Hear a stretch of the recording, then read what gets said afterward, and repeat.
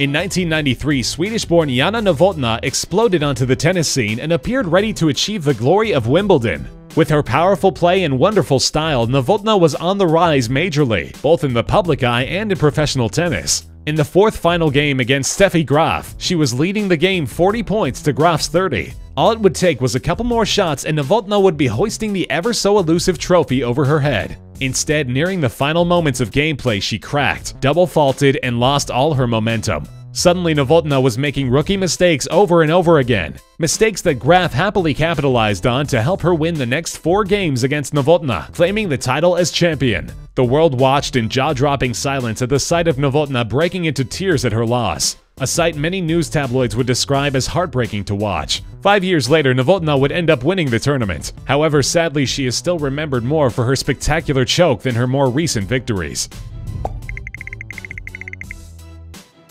A team with the reputation as baseball's biggest losers in big games not only beat the prestigious New York Yankees, they did it with a 3-game advantage. In 2004, the Boston Red Sox made a huge comeback against the Yankees, but not because they played any better. No, it was because the Yankees dropped the ball, pun intended. No baseball team had ever been down 3-0 in the playoffs and come back to win. For context, the Yankees had scored 32 total runs for the first 3 games against the Red Sox. They scored 19 runs in the 3rd game. The Red Sox were down on their luck. As Game 4 of the American League Championship began, it looked like the Yankees were going to pull off the sweep. When in the bottom of the 9th inning, the Sox would have to score against one of the greatest closers in baseball history if they wanted a chance at turning the game around. So they did just that. Yankees pitcher Mariano Rivera uncharacteristically hit leadoff batter Kevin Miller with the ball, allowing him to walk to base. Rivera's accidental hit against Miller would ultimately prove to be the beginning of the downfall of the Yankees that season. With Miller being too injured from the hit, Dave Roberts took base for him instead, and on a key play stole second base. The next batter up, Bill Mueller, hit a single, allowing Roberts to run home, tying up the game. Later on in the bottom of the 12th inning, Red Sox David Ortiz hit not 1 but a 2-run home run, winning the game for the Boston Red Sox. After that devastating blow to the Yankees' near-perfect season, they were never able to recover, albeit not for a lack of trying. The Red Sox won again in an incredibly long Game 5. Suddenly, Yankees fans were becoming worried, and rightfully so. It seemed they'd lost all their mojo. However, many fans still had hope that they would overcome this hiccup. Then came Game 6, a game that went down in baseball history due to Red Sox pitcher Curt Schilling throwing the game of his life. Even though Schilling was injured and couldn't finish the game, Boston won, and the anger of the Yankees fans was so huge that riot police were stationed to make sure it didn't get out of hand. Both sides eagerly awaited the final game, which was expected to be a tight affair. Instead, Boston squashed New York 10-3 in Yankee Stadium to get to the World Series, finally ending the Red Sox' 83-year-long losing streak. 2004 marks the year New York lost the championship title to a team that hadn't won in nearly a century. For a few glorious moments, it looked like the Portland Trail Blazers were about to pull off the comeback of the century, losing 3 games against the Los Angeles Lakers and only winning 1. Most Portland fans had come to accept that the Trail Blazers were likely not going to see the 2000 NBA Western Conference Championship Finals. Then, surprising everyone, Portland turned it around and won Games 5 and 6. With the 2 teams tied and with hope restored in every Portland fan's heart, Game 7 had become a meaningful one for each team, leaving even the most skeptical of watchers convinced Portland's 7th game would play out in a similar fashion. Portland started the game a force to be reckoned with, clearly in control of the game, dominating the Lakers with a 71-55 lead. With only 10 minutes left in the game, the Trailblazers and all of their fans were confident they'd be advancing to the finals. At which point, after playing 2 3/4 near-perfect games, the Trailblazers' performance fell apart. They missed easy layups and passes as the Lakers, seeing this downfall, finally got their head into the game. Both Kobe Bryant and Shaquille O'Neal came alive. Together, the two ran a masterful play, beating out the final buzzer with a shot that sealed the deal for the Lakers to win 89-84. Los Angeles would then go on to win the first of 3 straight NBA championships.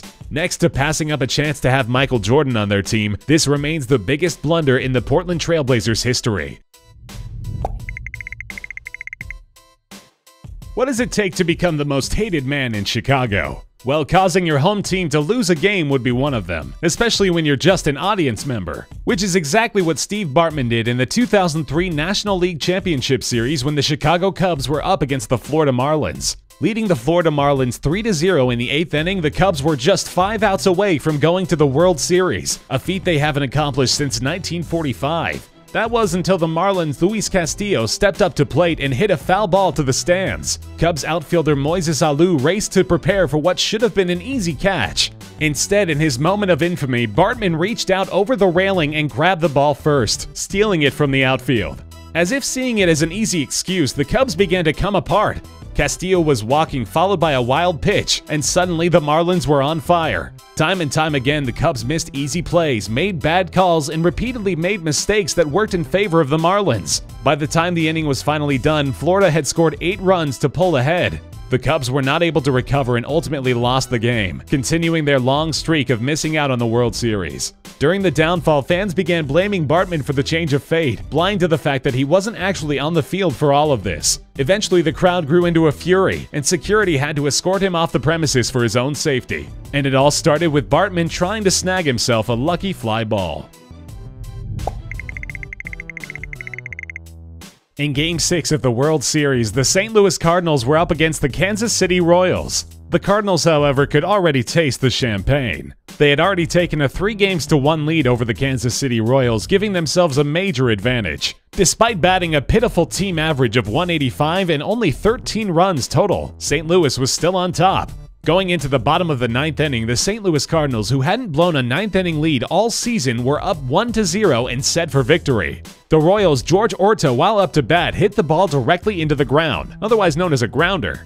That would have made for an easy out, yet in one of the biggest blown calls of all time, umpire Don Denkinger decided to make the call that Orta was safe, despite the fact that he was clearly standing a step away from the plate at the end of the play. Despite desperate howls and pleas from the Cardinals, the umpire stood by his call. St. Louis still had plenty of time to overcome the call, but with the pressure on, the team instead imploded. The call allowed Orta to walk-load the bases. All the Royals needed was a single hit and they won the game. The Cardinals gave it their all in Game 7 to recover their title back, but ultimately were outmatched and once again lost to the Kansas City Royals, losing 11-0. St. Louis put the blame square on umpire Denkinger's shoulders, but in the end, the Cardinals were the real reason their supposed surefire championship instead turned into a 21-year title drought.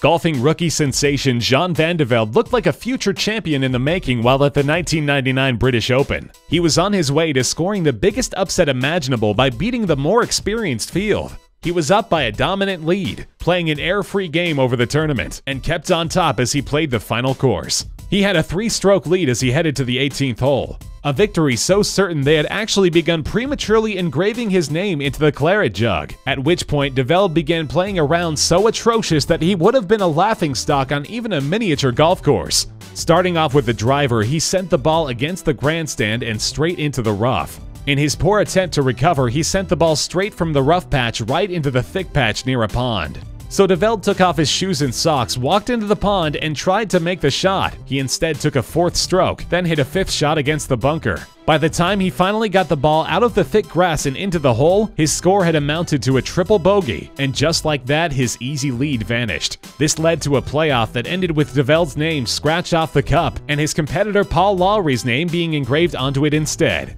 To this day, de Velde's career never recovered. To showcase just how historic of a choke this was, his biggest claim to fame is that any collapse in golf is referred to as pulling a de Velde.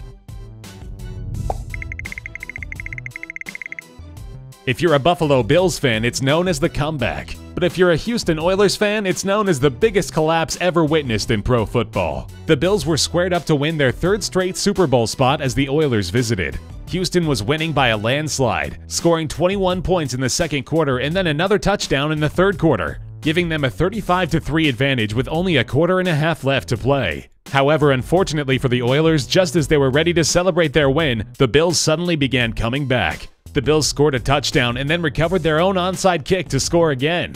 The tactics the Oilers offense used to keep the Bills' advances at bay during the first half were suddenly ineffective during the second half of the game, as at the end of the 3rd quarter the score was only 35-31 and hope was returned to the Buffalo Bills. Buffalo took the lead in the 4th quarter 38-35, but Houston managed to kick a field goal to tie it up and give the Oilers one last final shot at victory. All they needed to do was win a coin flip. Winning the coin toss should have given the Oilers that chance in overtime, but they fumbled that opportunity when an interception combined with a face-masking penalty allowed the Bills to hit a field goal in a stunning 41-38 victory. The Bills would go on to the Super Bowl flush off this win. Just 3 years later, the Oilers would move to Nashville to become renamed as the Titans. Many would claim that this game was the final straw that broke the camel's back. The Detroit Red Wings have seen slews of success over the years as one of the original 6 of the NHL League. They've won 11 Stanley Cups over the years and have had some of the best records in the league, a feat no other team in National Hockey League history has ever accomplished. But they also hold the trophy for the greatest choke in the NHL. In the 1942 Cup Finals, the Red Wings were dominating the Toronto Maple Leafs, winning the first 3 games, and they were expected to close out the 4th victory in Detroit. Instead, during said game, a referee made a controversial call that was angrily disputed by the Red Wings' hot-headed coach Jack Adams. After a long argument, Adams sucker-punched the ref in the face. The resulting call caused Detroit to suffer their first loss. Fan outrage was so extreme, a small riot started in the city. Combining the embarrassing events of the riot, the Jack Adams outburst, and their fresh loss, the city of Detroit and their hockey team were absolutely mortified. The events left Detroit resting on a low point. Riding this momentum, Toronto crushed Detroit in Game 5, and then again shut them out in the following 2 games. In Game 8, it looked like the Red Wings had gotten their momentum back when in the first half they pulled ahead. But then in the second half, Toronto once again took over to outshoot Detroit over 2-1 and finally won in front of an overjoyed home crowd. No other hockey team has blown a 3-0 lead in the finals, and despite all their success since, Detroit has to feel red about that year. In 1964, with only 12 games left to play, the Philadelphia Phillies had fought hard for a 6.5-game lead, and most believed the season was over. The Phillies were so confident they were heading for the World Series that their front office had already printed up World Series tickets, and the city had even planned a parade route. That said, there was no reason to doubt them. This was a team who had dominated every opponent since opening day. Led by the sharp Gene Mach, there was no way they could throw this victory streak. So when they lost one measly game, no one was too concerned. But then they lost another, and another, and another. At the worst possible time, Philadelphia lost 10 straight games, rocketing the team's successful season right onto shaky grounds. The entire team inexplicably seemed to be coming apart at once. Mach received heavy criticism for forcing pitchers with only a day of rest to return to the mound. But despite his poor choices, it still didn't explain the players' constant fielding errors and lack of hitting the ball when batting. Finally, in a homestand, the Phillies lost to the St. Louis Cardinals, sacrificing their chance at a World Series championship. Heartbroken Phillies fans then had to watch as the Cardinals won the World Series over the Yankees. Over 50 years later, the series, now dubbed the Philly Fold, still remains a sore spot among Philadelphia Phillies fans. Greg Norman made it no secret he wanted to win the Golf Masters tournament, a prize that had long eluded him. Norman was considered one of the best around, a man feared for his great skill on the course. After years of competing, the year of 1996 seemed to be the year he was finally going to achieve his dream. Successfully leading through the first 3 days of play, Norman's score was nearing the course record with an impressive score of 63 strokes.